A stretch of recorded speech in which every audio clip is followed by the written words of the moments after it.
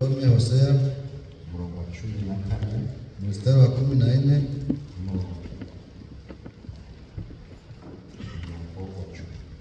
mstari wa 10 turasoma izina ry'Imana. Kandi hazabaho inzira nyabagendwa, iyo nzira izitwa inzira yo kwera, abanduye imitima bazayicamo, ahubwo izaba iy'ababandi, abagenzi naho baba abaswa bazayiyoba, nta ntare izabayo, inyamaswa yose y'inkazi ntizageramo, ntizabonekamo, ahubwo abacunguwe nibo bazayinyuramo, abacunguwe n'Uwiteka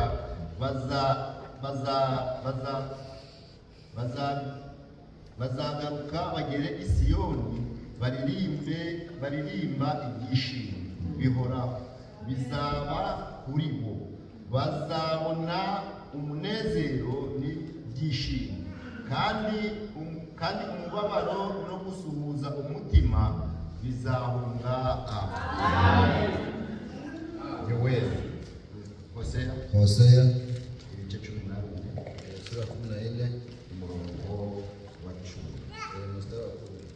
Uzi ubwenge wese niwe uzitegereza ibyo, uwitonda wese niwe uzabimenya, kuko inzira z'Uwiteka zitunganye, kandi abakiranutsi bazazigumaho, ariko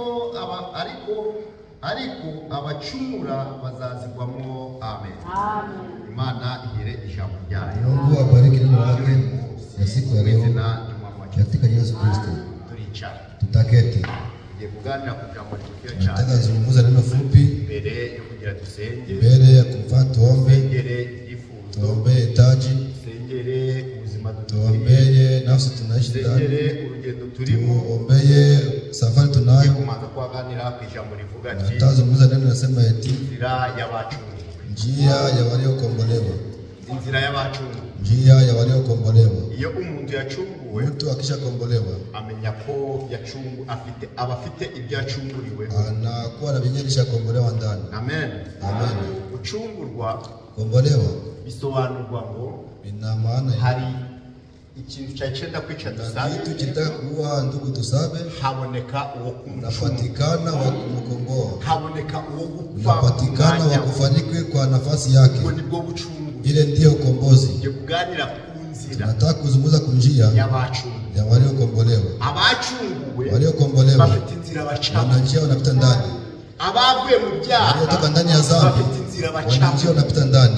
Abatanduye imitima, bafite inzira bacamo, wana njia wanapita ndani. Ivanga n'abandi, wajichange na wengine, ivanga mu bitabareba, wajichange na mambo isiyoangalia, bali ibyabo ya kipekee.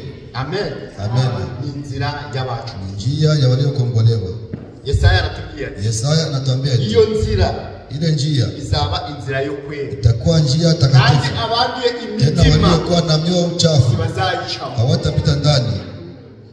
Ni inzira y'abejejwe, njia ya watakatifu, ni inzira y'abakiranutsi, njia wenye haki, ni inzira y'abana b'Imana, njia watoto wa Mungu, ni inzira y'abageze ku musaraba, ni inzira y'abageze Golgotha. Abanduye imitima, mioyo chafu hawatapita ndani. Amen. Amen. Ni inzira y'abanesheje, ni njia ya walioshinda. Iyo nzira, ile njia y'abambere baciye, iyo ba Paulo baciye, iyo ba Petero baciye, iyo Umwami Yesu yaciye. Iyo nzira niyo natwe none duhatiwe gucamo, tunakaziwa kuipita ndani. Amen. Ni inzira y'abanesheje, njia ya walioshinda, y'abacu, njia ya waliokombolewa. Amen.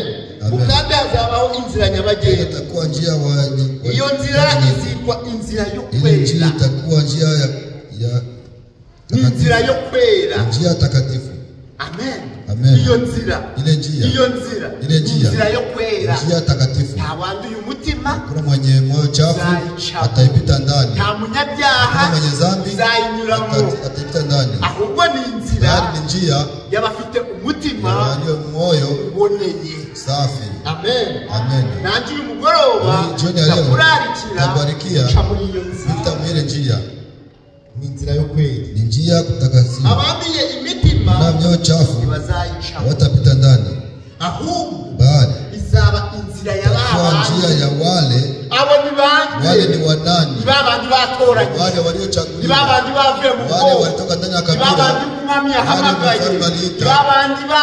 wale walitoka ndani ya mataifa, wanachaguliwa kusudi wa kuwa ya mwana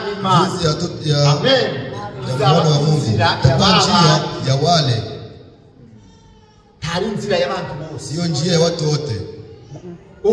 Hapana, sio njia ya watu kabisa kuyorera, bali njia ya wale waliochaguliwa, wale waliotoka ndani ya kabila,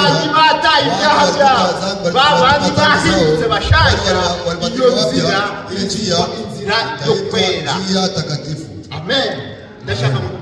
Nataka msikize vizuri. Dukwiriye kwivanga na yandi mahanga, tustahili kuichanga na ingine mataifa, dukwiriye gukora ibya yandi mahanga tenda kama mataifa yengine anatenda, hatustahili kugira ibirori byo tuzibiriza, fanya sherehe tunabona ubwoko bwavu, bali tuko taifa moko atandukanye na kabila tofauti, duhamagariwe tunaitiwa kwenda Sayuni. Amen. Izikwa inzira yo kwenda, itaitwa njia takatifu. Abandi imitima walio na mioyo chafu hawatapita ndani. Amen.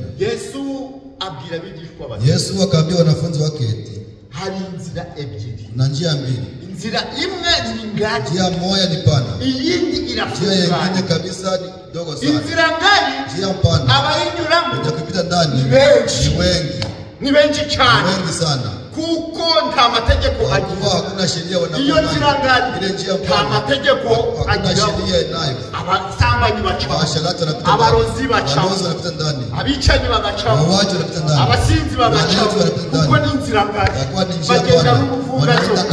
Ariko arongera avuga ati hari inzira ifunganye, iyo nzira ifunganye abayicamo ni bakeya, iyo nzira ifunganye ifite amategeko, ina sheria. Reka ndakubwire mwene data, kugira ngo uce muri iyo nzira ifunganye, uko wakwemera amategeko kandi amategeko ndayazi, ijambo ry'Imana. Amen. Iyo ile njia ifunganye kabisa, wachamo n'ubusambanyi, hawezi pitamo na usharati, hawezi pita ndani ile njia na ulevi, wachamo n'ishari, ndani ile njia na wivu. Bisaba ngo ubite, binakuomba ubite bali ubiache usudi pite muri njia. Yombangu yavuze ati sababu yasema hivi, hii njia itakuwa njia takatifu, ni inzira yabeshejwe, njia walio takasika ndio watapita njia. Wale wanayo moyo mchafu hawatapita ndani, uzagerageza ariko mwisho wake utashindwa. Amen. Kandi hazabaho inzira, itakuwa njia, iyo nzira, ile njia zitwa itaitwa inzira yo kwera, njia ya abanduye imitima nayo moyo chafu bazayicamo, hawatapita ndani. Amen. Abanduye imitima wanayo moyo mchafu watapita ndani. Iyo kwaje imbere z'Imana, kuya mbele ya Mungu, iyo kwaje imbere za Data, mbele ya Baba, kugira ngo adukosore, kusudi aturekebishe au tukosore, kugira ngo aduhane, kusudi atuadhibu, kuko turi abana bayo, kuko watoto wake. Imana yacu kirana, Mungu ni mwenye haki, nako dukwiye gukirana. Nasi tunaomba tukue haki. Imana yacu ari yera, nako dukwiye kuba tweshejwe, tunatakasika, kuko aho turukuja, kwa tunaelekea, abantu imitima wanayo moyo mchafu bazagerayo, hawatafika huko. Abantu wanayo moyo mchafu hawatafika huko, ahubwo hazagerayo utafika babandi besheje, wale wanatakasika. kandi kweli tena kutakasiwa ni leo, kweli takaswa ni leo, na kesho bali kesho itakuwa ni sherehe. Kwitegura kujiandaa ni leo, gushaka umwambaro ni leo, gushaka amavuta ni leo, gushaka umwuka wera ni leo, na kesho itakuwa ni kukura. Kwitegura ni kujiandaa ni leo, hari igihe cyo kuryama, si wakati wa kulala, hari igihe cyo gukora ibyaha, wakati wa kutenda dhambi, hari igihe cyo kuja kwishakira, ahubwo ni igihe cyo kujiandaa. Umukobwa wasabwe, binti aliyechumbiwa agira igihe, anakuwa na wakati, agira igihe, anakuwa na wakati, agira igihe anakuwa na wakati cyo kumuranga, akagira igihe cyo kuzana imari, hakabaho n'igihe cyo gusaba umunsi, wakuomba siku, hakabaho n'igihe cyo kwitegura. unakuwa na wakati wa kujiandaa. Amen. Amen. Iyo bamaze gutanga impano mali nta kiba gisigaye, hakuna cha kubakia. Ikiba gisigaye usha gusaba umunsi, kwenda kuomba siku.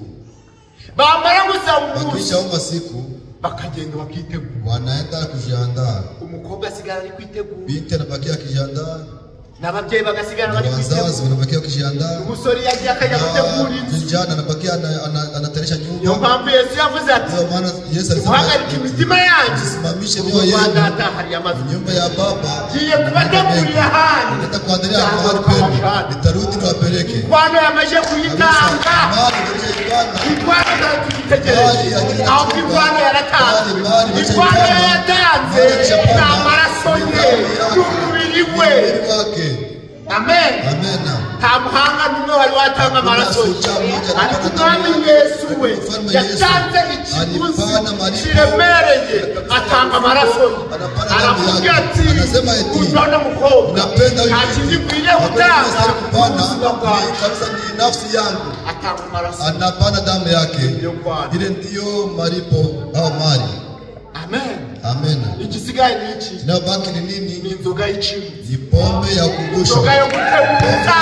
Icyo gisigaye kandi iyo nzoga yo guteguza izanywaho abanyamuryango gusa, abamaze kwinjira mu muryango bazaganwa kuri iyo nzoga.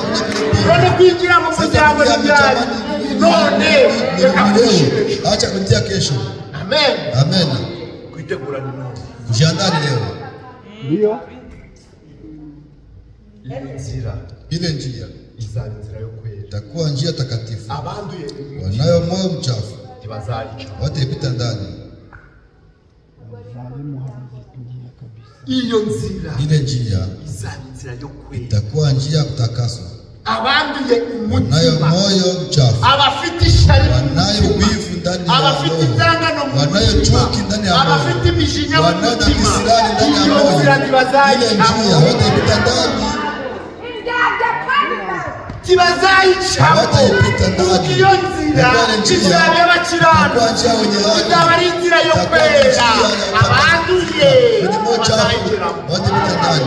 batije ukuri. Nawaambia kweli, Uyu munsi urakwiyerekaho Kristo, uyu munsi uragaragara neza, ariko hari aho uzagera avuga ati, y'abafurere birananiye, ibyo kwitwa abafurere birananiye, inajiendea, tuzakwemerera, utakubalia fata ugushaka, usikamata vile unapenda, tuzakuyoboza ijambo ry'Imana, nuryanga uzagenda, utaenda.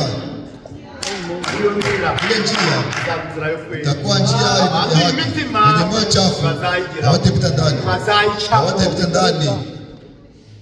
kwitunganya ni none, Kujiandaa ni leo, kwitunganya kujirekebisha ni leo. ndio igihe Abisirayeli bari benda kwambuka Yorodani, Wakati Waisraeli walikuwa wanataka kuvuka Yordani, marayika w'Uwiteka abwiye Yosuwa, malaika wa Bwana aliambia Yoshua eti mbere yo kwambuka Yorodani mbele ya kuvuka Yordani ni ngombwa kwiyeza, ni lazima mjitakase. ni ngombwa kwiyeza, Lazima kujitakasa. utejeje Mwenye hatakasika agakandagira muri Yorodani simama ndani ya maji gazamukwa, atamchukua. ariko ni Lakini wiyeza, kujitakasa, ukiyeza, unajitakasa, ugakandagira unasimama ndani, inyanja izakama. bahari itakauka.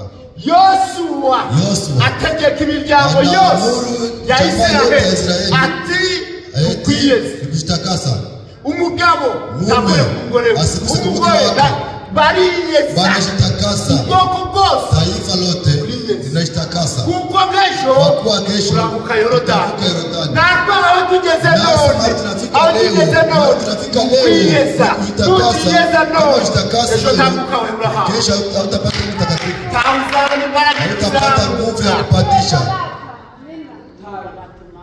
kujitakasa Ni rero, ukwiyeza none, ni ukwiyeza, ni kujitakasa, kuko iyo nzira kwa kuwa ile njia inzira yo kwera, itakuwa njia ya haki. abanduye imitima Wanayo moyo chafu bazayica. hawataipita ndani. Abanduye imitima ntibazayica. Wanayemoyo chafu. Abanduye imitima ntibazayica. Ahubwo izaba babandi bamaze kwezi. Wale washatakasika. Babandi bakiranutse. Wale walikuwa haki. Nibo bazaca muri Wale yanyu. ndio watapita muri njia. Abagenzi naho bababasa ntibazayiba.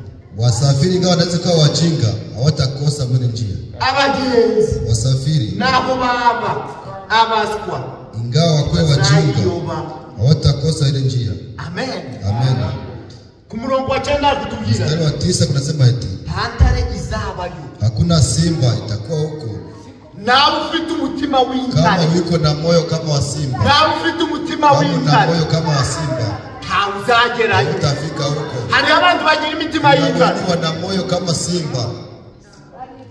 Yakureba anayekutazama unawaza kama kabisa ngombe pori nataka kukula. Ngabo bantu bafite imitima y'intare. Wale watu wana moyo kama ya simba bazayica. Hawatapita ndani. N'inyamaswa yose y'inkazi na mnyama kabisa makari tizayigeramo. Haitafika huko. Amen. Amen. Mitegereze. Mtazame igihe cyano wakati wa Nuhu. Umuntu intare simba yote yinjiye ingia ndani ya safina. Yarigomba kumenya ko ingestahili inajua kwamba tunafika ndani ya chumba cha makimbilio. Ingwe kabisa. Ingwe yari igeze Mungu. Ni mnyama kana fika ndani ya safina. Ingejua ya kwamba ngeze mu chumba inafika ndani ya chumba cha amani. Imbogo kabisa yari igomba kureba imbeba ikamenya ko tugeze mu chumba cyo kuba umwe cha kuwa mmoja. Intare yabonaga simba ilikuwa naona. Imbogo ikayibona na mugenzi naona kama mwenzake. Imbogo yabona imbeba ikayibona kama Frère inaona kama ndugu. Yote bilikuwa na upendo. Yote yarakundanaga. Kazira kingine tangwanga n'gwazi bagabo bose walikuwa wanakimbia mvula. Natwe twageze mu kugenya kandi kugenya kuri umwami wa Yesu Kristo twayigezemo birakwiriye kugira imitima misha. Amen. Amen. Tugira imitima misha. Nde dusabe ni mwene data. Menye muhindi mwene data. Menye muromba ni mwene data. Kotanga kama kuna ndugu tunao ndani ya wandugu. Amen. Amen.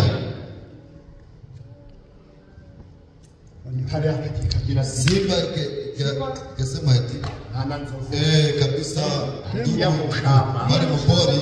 Subizi mwa sinajua sinabuhigaga na kuwinda lakini sasa inzara baziciye makucha balikata. Ndio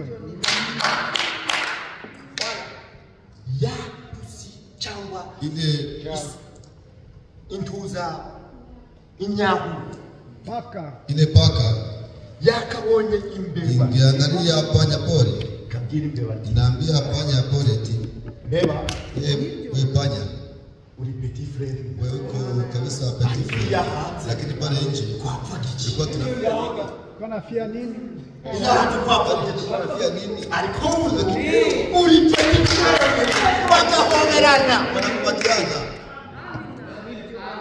ariko weho none kugira uhobere mwene so umubwira ati amahoro mwene data birakugoye kabisa. none gusha kwishyura iyo nzira izanzira yo kwera abacunguwe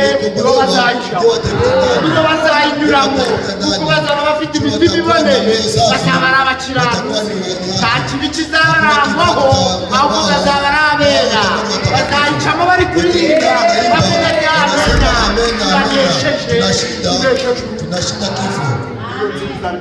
Ile njia itakuwa njia takatifu. Kama unataka kupita ndani, kama unapata unataka kupita ndani, naomba urekebishe nafsi yako leo. Itakuwa ni njia ya wale waliotakasika. Amen. Hakuna simba atapita ndani. Hakuna mnyama makali itapita ndani. Amen. Amen. Tandare izabayo. Hakuna simba itakuwa huko. Izahaba. N'inyamaswa yose y'inkazi izayinyuramo. Ndio. Tizayiboneka. Tibishoboka. Habiwezekani. Wandugu. Nabushaka kuzayo ayiyanze. Kama nataka kutambulisha. Nabushaka kuguma mu gakiza. Nataka kuendelea kuishi ndani ya wokovu. Bisaba ngo binaomba mutima wawe moyo wako ube mushasha. Mutima wawe moyo wako ubone imbere z'Imana. Uwe safi mbele ya Bwana. Amen. Amen. Uko byanditswe ati. Ukora ndikwaye ati. Ngo bafite imitima iboneye. Heri wale walio na moyo safi. Heri wenye moyo safi. Bafite imitima iboneye. Wale wana moyo safi. Abo bazabona Imana. Wataona Mungu. Abo wale bafite imitima iboneye. Wana moyo safi. Bafite umutima ukirana. Wana moyo haki. Abo bafite kuvugisha. Wale wana kusema na ukweli. Abo bejeje. Wale watakasika. Bazabona Imana. Watapata Mungu. Abo boni. Wale pekee. Ahubwo abacunguwe nibo bazayinyuramo. Wale waliokombolewa pekee ndio watapita ndani. Hosea alituambia nini?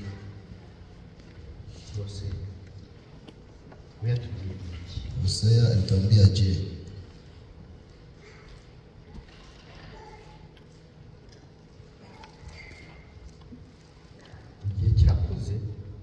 Siku inakomaa.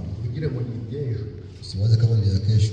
Hosea atugiye ati. Hosea atuambia ati. Uzi ubwenge wese niwe uzitegereza ibyo. Uzi ubwenge wese. Na mwenye na hekima yeyote. Niwe uzitegereza ibyo. Ndiye atatazama hayo. Witonda wese niwe uzamenya kuko inzira y'Uwiteka itunganye kandi abakiranutsi bazayigwamo ariko abacumura bazayigwamo. Ijambo ry'Uwiteka ni neno la Bwana, si jewe, sio mimi. Mara ya kwanza tuambie eti itakuwa njia takatifu. Abanduye imitima nayo moyo chafu bazayica watapita ndani. Hano baratubwiye hapo anatuambia eti uzi ibyo wese mwenye anatambua hayo yote, anatazama hayo wese niwe uzabimenya. Anajinyenyekea yote kwa njia ya Bwana ina ushaka kugisha. Ninataka kupita mbele njia ya Bwana. Ushaka kuzagera hali ya Yote anataka kuingia kule ngambo. Wese akwiye kutunganya. Yote anastahili kurekebisha na njia yake. Amen. Inzira y'Uwiteka itunganye. Njia ya Bwana kabisa. Kandi abakiranutsi bazayiguma. Tena wenye haki wataishi. Abakiranutsi bazayiguma. Watadumu ndani. Ariko abacumura bazayiguma. Lakini wenye kuasi wataamka ndani. Abacumura bazayiguma. Wenye kuasi wataamka ndani. Kuiteka vile Bwana anasema. Ndio sababu bisaba kwitegura. Naomba kujiandaa leo. Mtima wako, moyo wako ukamushira ku ijambo unautia kwa neno la Mungu. Kuko ijambo ry'Imana kwa neno la Mungu sikia iyo byose yote. Ijambo ry'Imana neno la Mungu byose yote. Ikintu cyose kidahuye n'ijambo ry'Imana, kitu cyose gikutana neno la Mungu, ikintu cyose kidasa n'ijambo ry'Imana, kifanana neno la Mungu, warukwiriye kugituruhana kugitupa pembeni, ukavuga ati ijambo ry'Imana riduhateye gukundana, kwiye gukundana, ndetse riduhateye no gukunda abanzi bacu, na wawundi wakurogeye umwana agapfa iraguhateye kumukunda, na wawundi uzi ko yakurogeye umwana agapfa iraguhateye kumukunda. Tarivuze ngo wangu mwanzi wawe. Oya, Yesu yaje kuvuga ati. Yesu ndiye anasema eti amategeko yaravuga ngo sheria iko nasema eti wakunde umwe. Amategeko sheria ya Musa yavugaga ngo iko nasema eti iryinyo rihore kabisa nino kabisa balipie lingine licho balipie lingine. Lakini mimi ndakubwira nakwambia eti n'umwanzi wawe penda na adui wako kama vile unajipenda. Ndio birakomeye ni nguvu. Ndio sababu ni njia ya walio safi. Amen. Kupenda mtu aliyekuia mtu. Kupenda mtu aliyekulogea kabisa. Mbele ya Mungu. Ni vile viko. Dufite uzaduhorera none atatulipia kisasi. Niwe anajua atatulipia kabisa. Bali sisi hatuko watu Imana yacu atalipa. Niwe mucamanza nyakuri. Niwe mucamanza zitabera. Anakata kumbe kabisa. Amen. Nawambia eti pende na adui wenu. Pende na adui wenu. Akikuwa na njaa, akikuwa na njaa, patie chakula. Akikuwa na kiu, patie maji ya kunywa. Huwa kitenda hayo, hakuna mtia makara kukichwa yake. Lakini vizuri ni makara kabisa ya moto natia juu yake. Ni nguvu kabisa ya ajali. Ile njia kuwa ya kutakaswa. Wese niwe uzitegereza ibyo. Uwitonda wese niwe uzamenya kuko inzira z'Uwiteka zitunganye kandi abakiranutsi bazazigenderamo ariko abacumura bazazigwamo. Watakuwa ndani. Uzabona mwene so. Utaona ndugu yako. Uzabona Frère. Utaona ndugu alikugenda. Anaenda. Yanga ijambo ry'Imana. Chukia neno la Mungu. Ukagira ni muzima. Na waza ni kabisa ajikare hai. Kumbe alishafariki zamani. Ibyo murabizi. Bile mnabijua. Abakera wa zamani apfaga mu mubiri. Alikuwa anafariki ndani ya wachumuraga. Alikuwa asi. Alikuwa anafariki. Au anamtupia mawe. Anatoka katikati yao. Lakini leo kifo ya leo ni ya kiroho. Ugapuhagaze na kufa unasimama akavuga iby'Imana unasema mambo ya Mungu kumbe alishafariki zamani. Akaririmba kumbe yarapfuye. Kumbe alishafariki. Agahimbaza yarapfuye. Anaabudu kumbe alishafariki. Kubera iki? Kwa nini? Yagomeja mtuite. Aliwasi kwa neno la Mungu. Dabaritira no. Alikia leo. Uze kuba ijambo ry'Uwiteka. Kuje tuheshimu neno la Mungu. Kuko ijambo ry'Uwiteka izo mbaraga zizatuzamura. Iri jambo uzasuzugura iri jambo azabona n'imbaraga zo kuzamura. Aho imbaraga tuzazibana ijambo ry'Uwiteka. Hapa ndipo kunafichwa nguvu. Imbaraga zihindura. Nguvu na badilisha zote ziko humu. Amen. Ni mpamvu ki ubona mwene data? Sababu gani unaona ndugu? Amaze imyaka myinshi mu anamaliza miaka mingi ndani ya ujumbe. Amaze imyaka 20. Miaka 20 ndani ya ujumbe. Ariko ni umusinzi. Lakini ni mlevi, umurozi, ni mlozi, ni mshelati, ni wa kutetana. Wao ndi wili byose byuda. Mabaya yote na jiruta kwake. Ni mpamvu ki? Sababu gani? Ni kwa kuwa yeye bado hazina mara. Alikibuze muri we. Ndani yake. Alikibuze muri we. Kuko amajije gucungurwa. Amaje kwirukira ku musaraba igorokosa. Akagera mu maraso ya Kristo. Avama ari mushasha. Avama yagutse bwa kabiri. Avama ibyakera yankana. Uwo nguwo niwo dukeneye. Amen. Yesu ahuye na Nikodemo. Yesu alikutana na Nikodemo. Anamwambia eti utaravuka ubwa kama yeye mara ya pili. Utarabyarwa. Kama na maji na damu na roho. Hakuna uzima unachunga. Yohana. Bene data.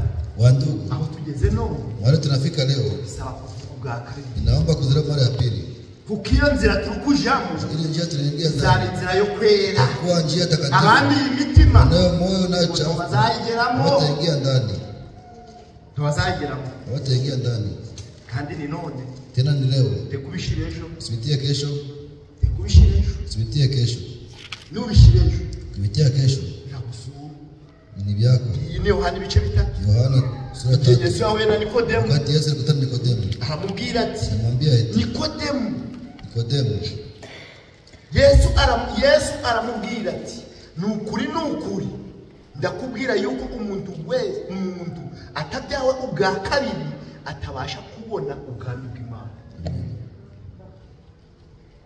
niryo herezo ndio mwisho duhere ku muntu wa mbere hariho umuntu mu bafarisayo kwa mtu mmoja Farisayo jina lake ni wale Wayuda utawala wa Wayahudi uwo yasanze Yesu nijoro aramubwira mwigisha tuzi yuko uri umwigisha wavuye ku Mana wajua kuko ari nta muntu wakora ibimenyetso uja ukora keretse Imana iri kumwe nawe Yesu aramusubiza ati nukuri ndakubwira yuko umuntu utabyawe ubwa kabiri atabasha kubona ufalme wa Mungu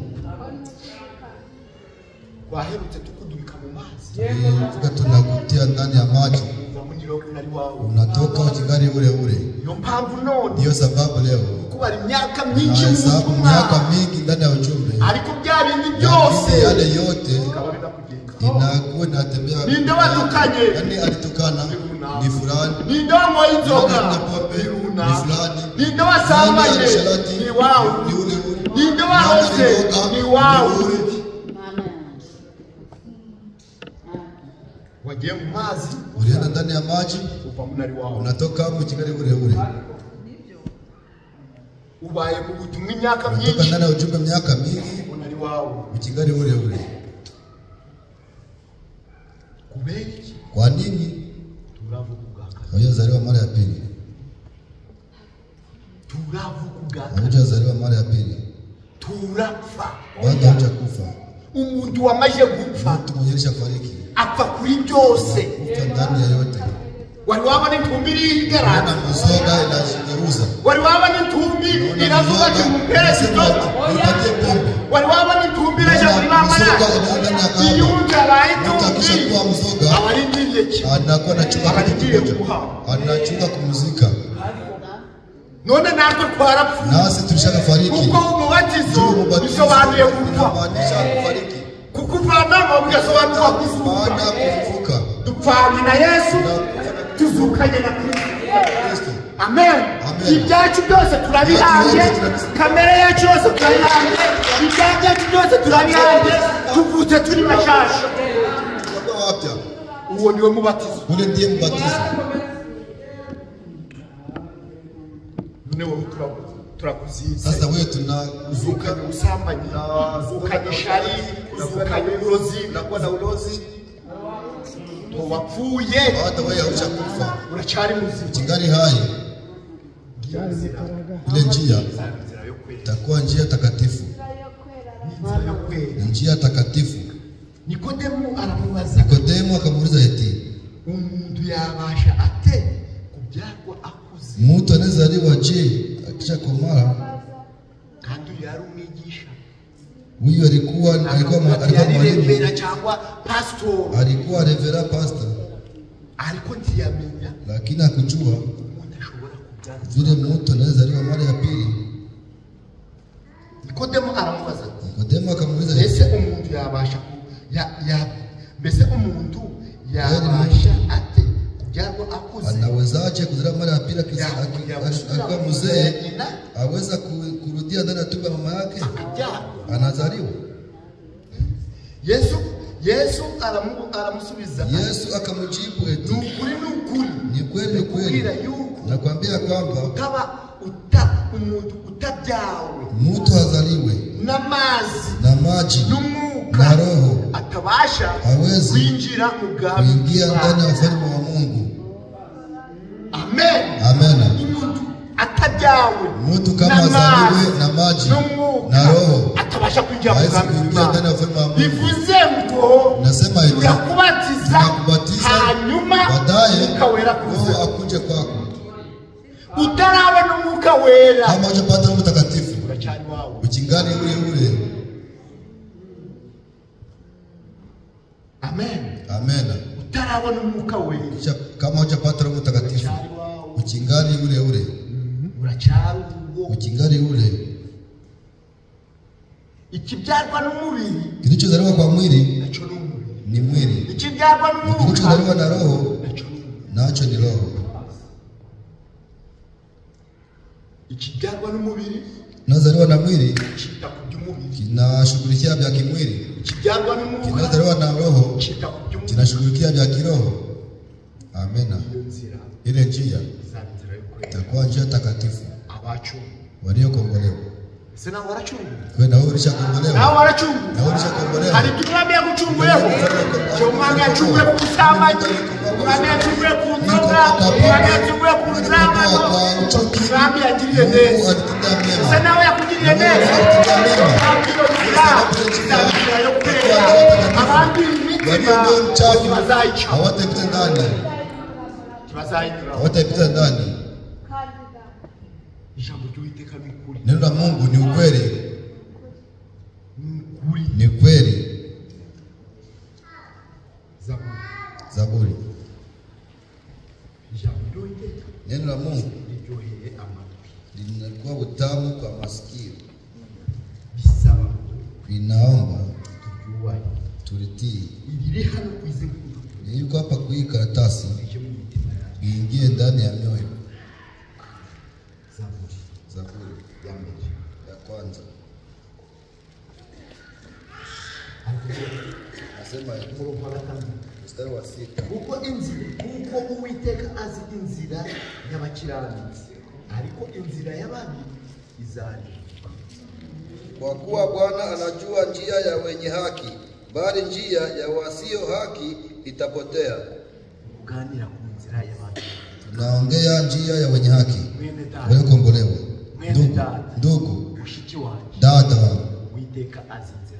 Mungu anajua njia ya wenye haki. Anajua njia ya wenye haki. Lakini njia ya waovu itapotea. Amen. Amen. Hakuna mtu atapita mbele njia akikuwa na uchafu. Hakuna simba itapita ndani. Hakuna mnyama makali itapita ndani. Hakuna wanaofanya chukio watapita ndani. Itakuwa ni njia ya watakatifu, ya walio haki. Ile njia ndio tunapita leo. Kama upendi kutakaswa neno la Mungu. Neno la Mungu ndio linatutakasa. Kwa ndani ya Yohana 17 nasema eti watakasa ukweli. Neno la Mungu, neno lako ndio ukweli. Hii neno Jumani ya dusiki Mungu alituachia ni ukweli pekee. Unaweza kutakasa. Niko kuliko kodi. Ndio ukweli pekee.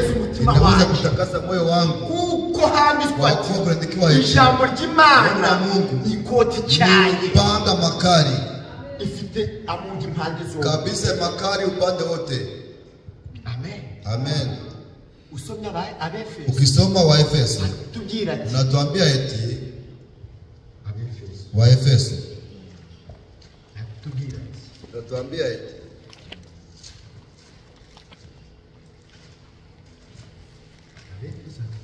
wa Efeso anatuambia eti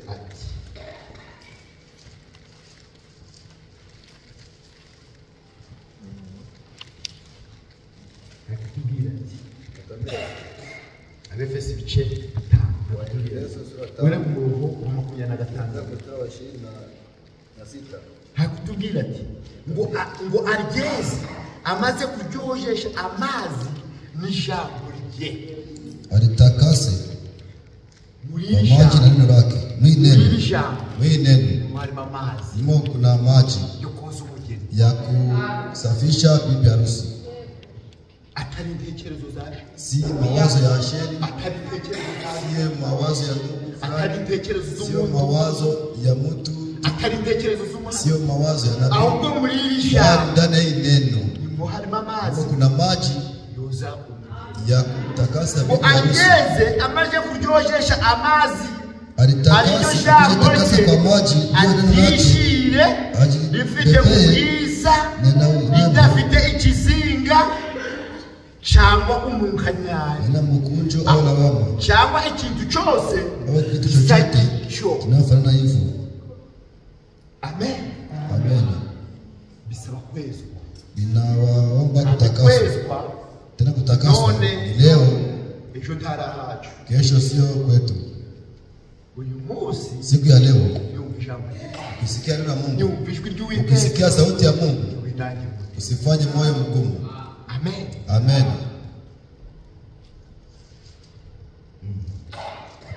Inzira yo kwera ya kutakaswa. Samuel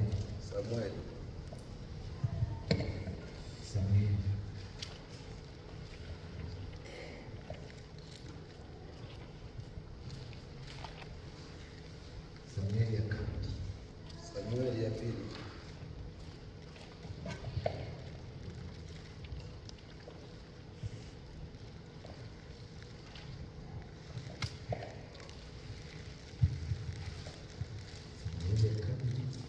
Kitabu cha Samueli wa pili 22 tunasema eti inzira y'Imana itunganye rwose. Inzira y'Imana 22:31. Inzira y'Imana itunganye rwose. Ijambo ry'Uwiteka ryaravugutiwe n'ingabo ikingira abamwiringira bose. Amen. Amen.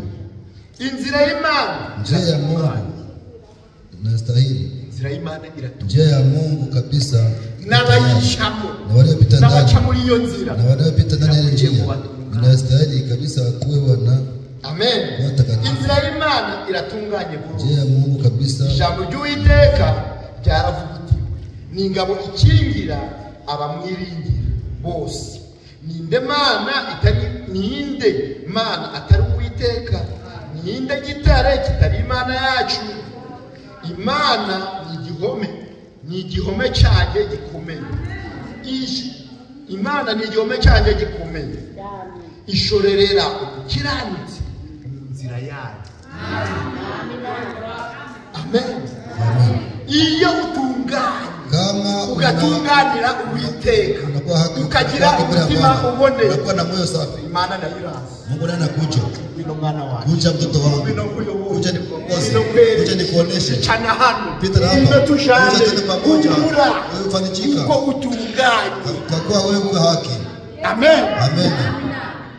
Imani bana n'abatunganye, anaishi na wenye haki. Imani korana n'abatunganye. Ibitangaza n'imirimo ikomeye izaba hagati yacu, ariko dutunganira Uwiteka. Amen. Amen. Impamvu ba Petero bakizaga ibimuga, ba Yohana bakiza ibimuga, sababu gani? Walikuwa kwa safi mbele ya Bwana, walikuwa safi. Lakini leo wewe kukupatia kiwabicisha minyu, sinaweza kupitisha hapo wewe faida yako, unakuwa kama wale wa kule ngambo. Ngojena senge abantu, mimi niliombea watu wanapatia 5,000 impano y'Uwiteka, karama ya Bwana hawayiuzi. Yesu alisema eti mnapewa kwa bure, nanyi mpane kwa bure.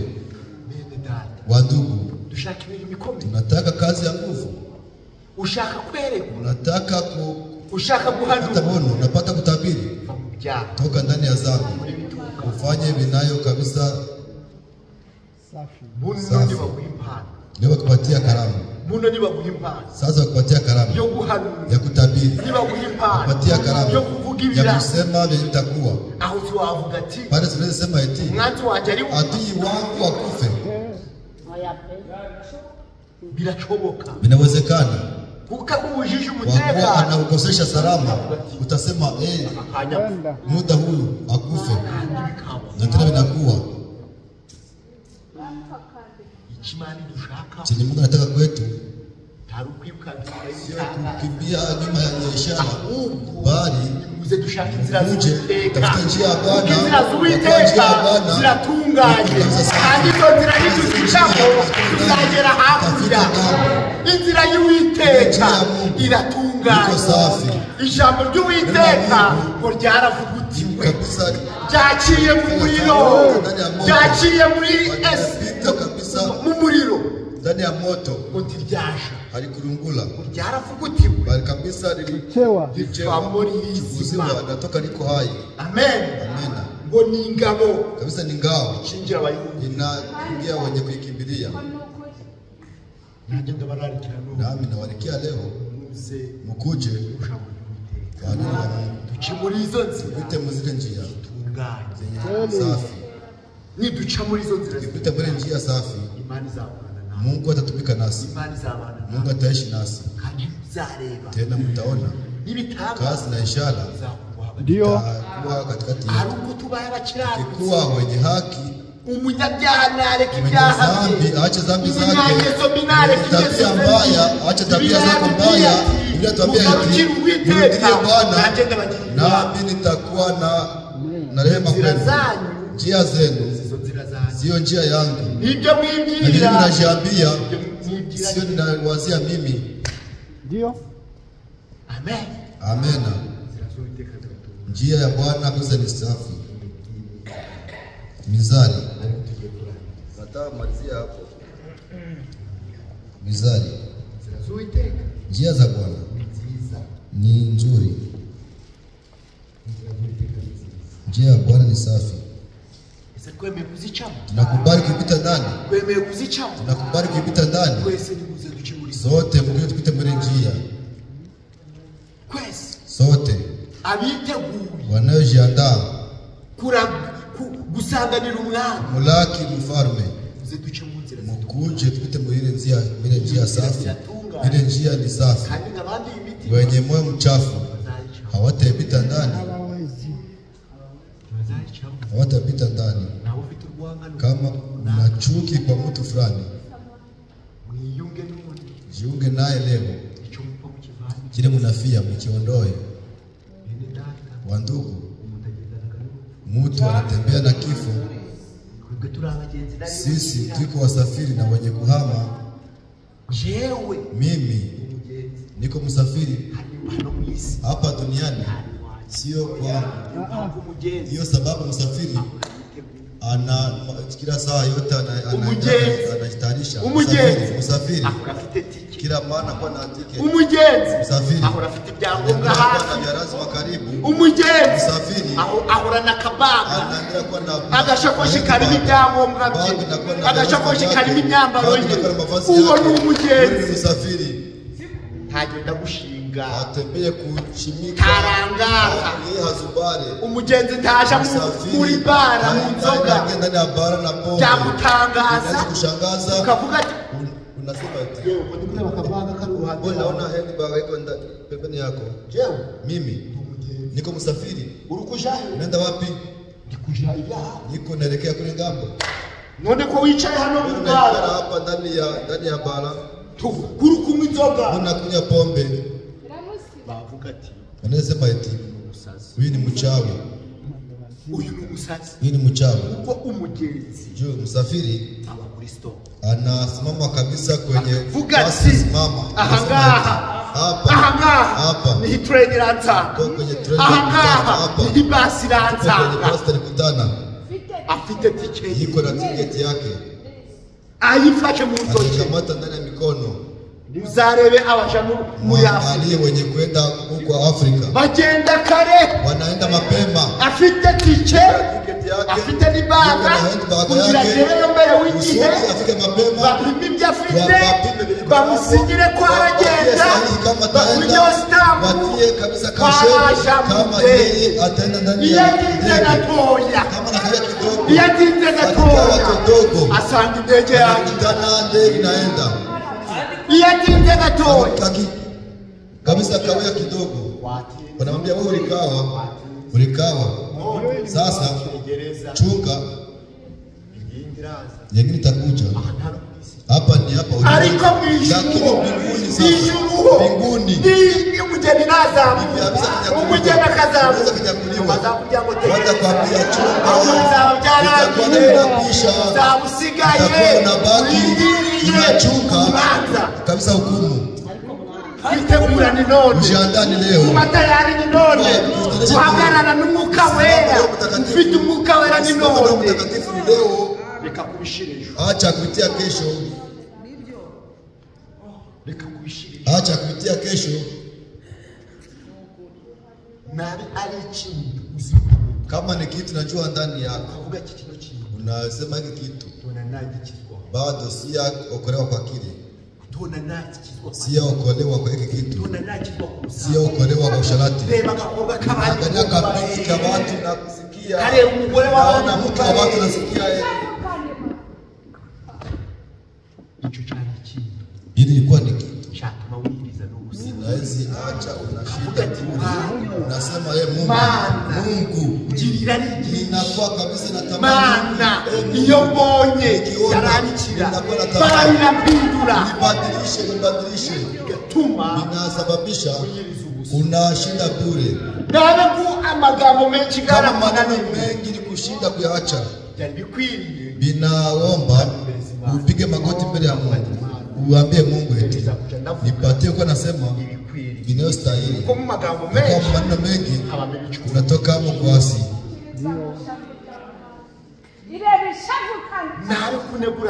kama kusengenyana vikushinda dada yangu ndugu ndio wakati wa kupiga magoti unasema vilishinda nibadilishe Mungu alituahidia kama itatubadilisha kama itatupatia mioyo mpya itatupatia moyo mpya itatupatia na roho wake ndio alituahidia tena ule Mungu anaviweza kutubadilisha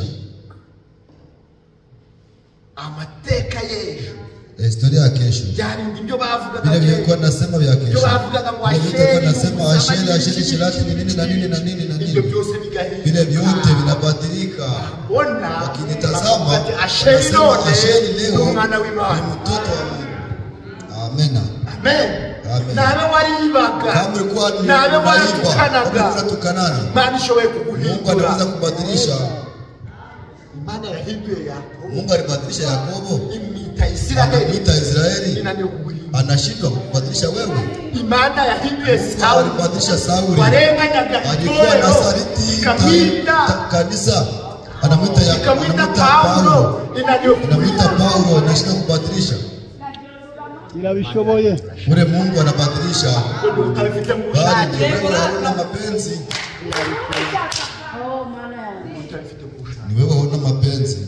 Maana yake Mungu wetu ana nguvu za chachi bichajira mara kichukua chiko na Mungu chachi bichali gikomeye kichukua china nguvu ikachigira ico anajifanya chepesi. Maana yake Mungu wetu anabadilisha ile njia itakuwa njia waliotakasika moyo. Amen. Njia ya macho njia ya waliokombolewa ndio neno tunazungumzia. Ni njia ya waliokombolewa. Ile njia itakuwa njia ya watakatifu. Mizali 16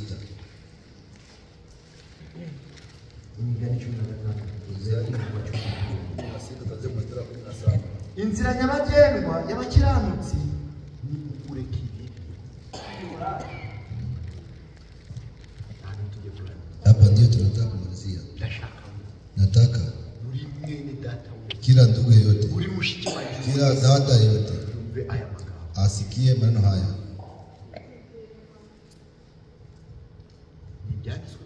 Maandiko takatifu. Inzira nyabagendwa y'abakiranutsi ni ukureka ibi. Njia kuu ya mwenye haki ni kujitenga na uovu. Uwirinda mu migenzereze ye, yeye ashikaye njia yake, abarinda ubugingo bwe. Uhifadhi nafsi yake. Inzira nyabagendwa, njia kuu, inzira nyabagendwa, njia kuu y'umukiranutsi, mwenye haki. Bibiliya yatubwiye ati nukureka ibibi, ni kutengana na maovu. Niyo nzira y'amagendwa, niyo nzira y'abakiranutsi. Niyo njia mwenye haki. Umukiranutsi ahora ahanganye no kureka ibibi, anapambana kuacha maovu. Ariko amazi mabaya nakuwa kama kunywa maji. Igihe uzumva sawa utasikia usharati ni kawaida, kunywa pombe ni kawaida, kuloga ni kawaida, kuchukiana ni kawaida, uzaba wavutse, unapotea. Bibiliya yatuambia inzira nyabagendwa y'abakiranutsi mwenye haki nukureka ibibi, ni kuacha maovu. Amen. Amen. Uwirinda mu migenzereze, anayechunga kwa mwenendo wake, alinda ubugingo bwe, anachunga nafsi yake.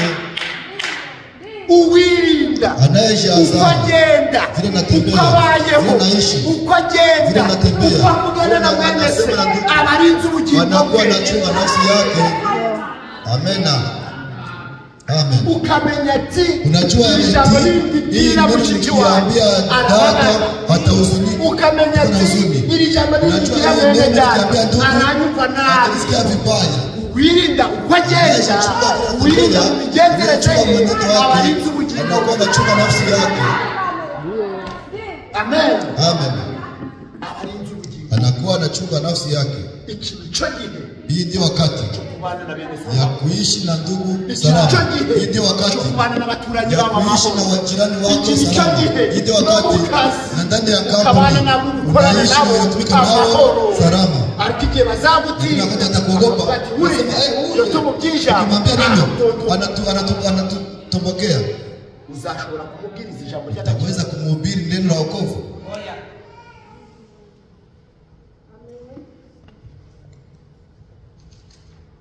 Amen. Amen.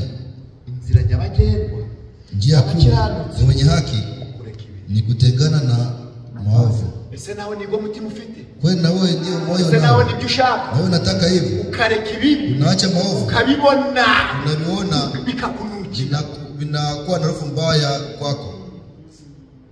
Uwirinda mu migenzereze, anazichunga kwa mwenendo wake, anakuwa anachunga nafsi yake. Kuibona kubanziriza kurimbuka, kujivuna kunaanzia kuangamia.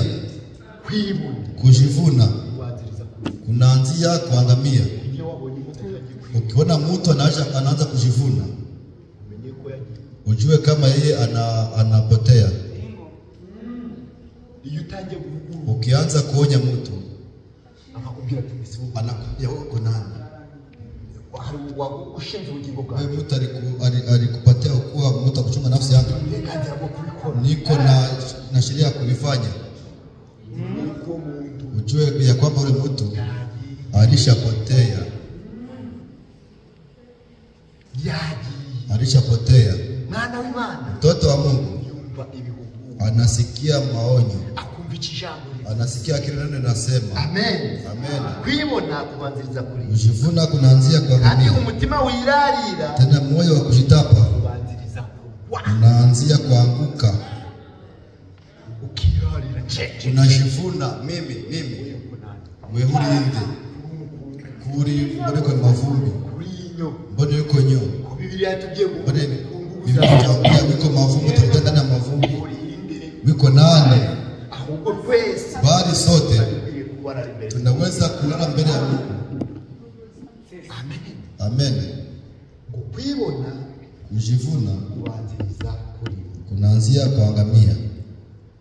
Ngo ni byiza kugira umutima woroshe, ni vema kuwa na moyo kabisa nyepesi. Ni vema kuwa na moyo mwepesi. Wakikwambia jiunga na ndugu yako, unasema eti ni amena. Wakikwambia jiunga na dada yako, unasema eti ni amena.